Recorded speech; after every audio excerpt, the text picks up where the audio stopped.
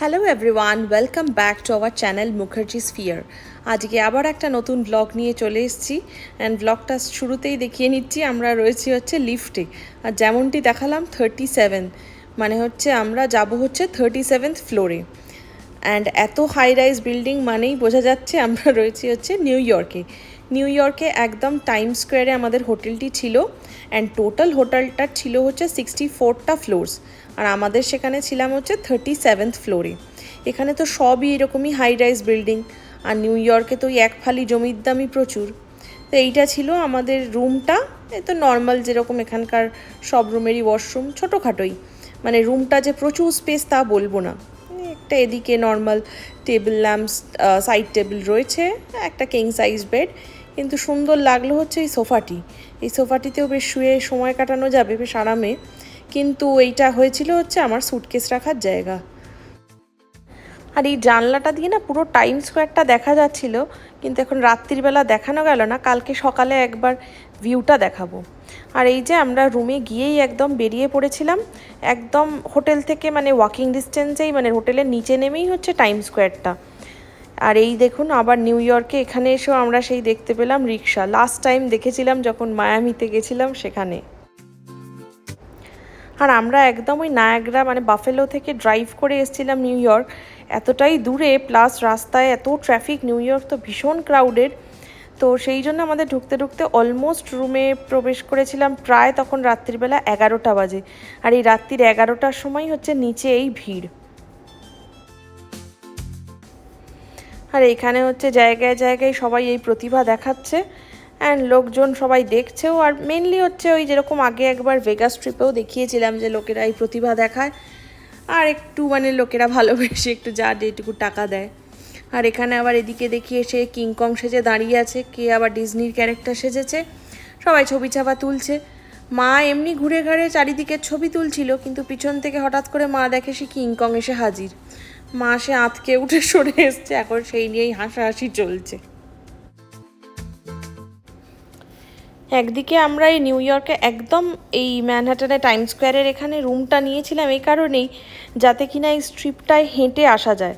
মানে মারা তো আর খুব বেশি হাঁটা হলে সেটা সমস্যা, আর এখানে যা দেখলাম যে গাড়ি নিয়ে আসার উপায় নেই, এত ক্রাউডেড আমি বোধহয় কলকাতার পরে এইখানে এসেই আমি এত ক্রাউড দেখলাম। মানে ঠিক যেরকম কলকাতাতে যেরকম সে গাড়ি নড়ে না, আর কোনো লেন মেনটেন নেই, কিছু নেই, মানে নর্মাল পুরো একেবারে। তনয় গাড়ি চালাচ্ছিল, বললো আমার কলকাতার ড্রাইভিং স্কিলটাকে আবার বার করি।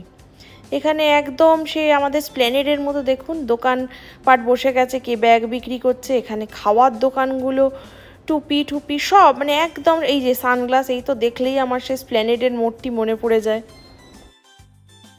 তো আমরা ওই বেরিয়েছিলামই হচ্ছে ডিনারটা করে তারপরে আবার রুমে ঢুকে যাব, ঠিক সেরকমটাই করেছিলাম। আর এটা হচ্ছে পরের দিন সকালবেলা, যেরকমটা বললাম যে রাত্রিরে ঠিক রুম থেকে এই জানলাটা দিয়ে ভিউটা কি দেখা যাচ্ছে না, সকালবেলা আলো হলে দেখাবো।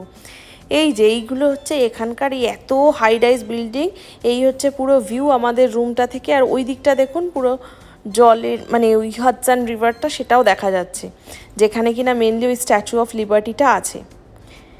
এই যে একটু জুম করেও দেখিয়ে নিলাম। তো আজকে আমাদের প্ল্যানই হচ্ছে আমাদের ওই স্ট্যাচু অফ লিবার্টিটা দেখতে যাব। তো আমরা টিকিট কেটে নিয়েছিলাম অনলাইন, তো এখানকার গভর্নমেন্ট বোর্ডটা থেকেই আমরা বুকিং করেছিলাম। অনেক কটা এরকম প্রাইভেটও রয়েছে, কিন্তু সেটার থেকে বুক করার থেকে গভর্নমেন্টগুলো বুক করলে মানে ওদের যে শিপটা সেটার কস্টটাও একটু কম পড়ে, আর ওটা অথেন্টিকও বেশি। আর এখানে আবার প্রপার সিকিউরিটি, আমাদের একদম লিখে দিয়েছিল যে পুরো এয়ারপোর্ট সিকিউরিটিতে যেরকম চেক ইন হয় ঠিক সেরকম চেক ইন করেই ঢোকানো হবে। আর আমরা পৌঁছে গেছিলাম এইখানে, এই যে লম্বা লাইনটি পড়েছে এইটি হচ্ছে ভেতরে প্রবেশ করার লাইন।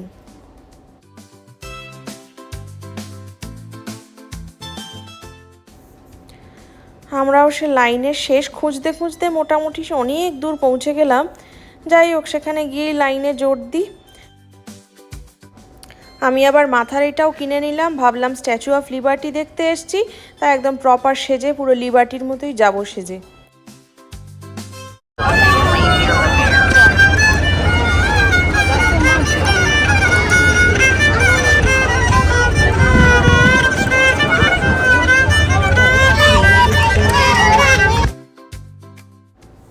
ওখানে আবার উনি বসে বাজাচ্ছিলেন, শুনতে যদিও বা ভালো লাগছিল, কিন্তু এতটাই গরম তাই ভাবছিলাম যে কী করে ওই গরমের মধ্যে বসে আছে। মানে আমাদের প্রায় 1-1.5 ঘন্টা লাইনে দাঁড়িয়ে তারপরেই ভেতর অবধি ঢুকতে পেরেছিলাম। সব চেক ইন হয়ে এই যে দূরে যে দেখা যাচ্ছে স্ট্যাচু অফ লিবার্টি, তো ওই আইল্যান্ড অবধি যাব, মানে ওই আইল্যান্ডটায় নিয়ে যাবে। এই যে সামনের যে বোটটি দেখা যাচ্ছে, এই বোটে করে ওই আইল্যান্ডে নামাবে। তারপর ওই আইল্যান্ডে আবার ঘুরে টুরে, মানে পরপর কন্টিনিউয়াস বোট চলে, তো ওই তারপর আবার ঘুরে টুরে নেক্সট যে আমরা বোটটি পাবো, নেক্সট যে টাইমে বোটটি আসবে সেই বোটে করে আবার ফিরবো। তো ওই দূরে আবার যাই, এই যে বোটের মধ্যে বসে গেছি। এখানে আবার বোটগুলো খুব সুন্দর, মানে ভিতরে আবার একটু স্ন্যাক্স ট্যাক্স কেনার মতোও একটা দোকান করে রেখেছে। কোল্ড ড্রিঙ্কস, স্ন্যাক্স সব অ্যাভেলেবেল। মাদেরকে একটু বসানোর জায়গা পেয়েছিলাম, কিন্তু আমরা দেখলাম আর বসার জায়গা নেই, তো দাঁড়িয়েই নিলাম। আর আমাদের মোটামুটি পৌঁছতে বোটগুলোতে প্রায় 20 মিনিটস মতো লাগে। আর দূর থেকে ডাউন টাউনটা কী অপূর্ব দেখতে লাগছে।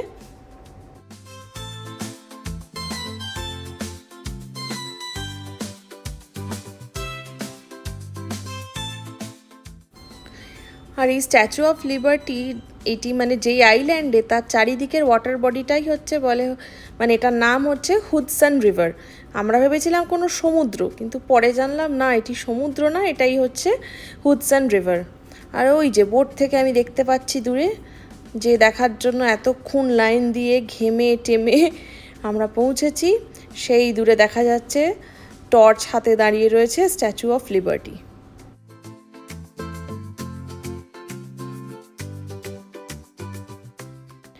আর বোট থেকে নেমে গেছি, এবার হচ্ছে এইটিই হচ্ছে সেই আইল্যান্ড যেখানে স্ট্যাচু অফ লিবার্টিটা রয়েছে। আর এই আইল্যান্ডটাও মানে সুন্দর করে, যেহেতু এই সবাই ঘুরতে আসে টাসে, তো এখানেও মানে খাওয়ার ব্যবস্থা আছে, যদি কেউ স্ন্যাক্স খেলে snacks, drinks and proper dinner রয়েছে। দেন ওই যেরকম সব জায়গাতেই থাকে এনি ট্যুরিস্ট স্পট বা কিছু সভেনিয়ার শপ রয়েছে। আর এই হচ্ছে সেই স্ট্যাচুটি।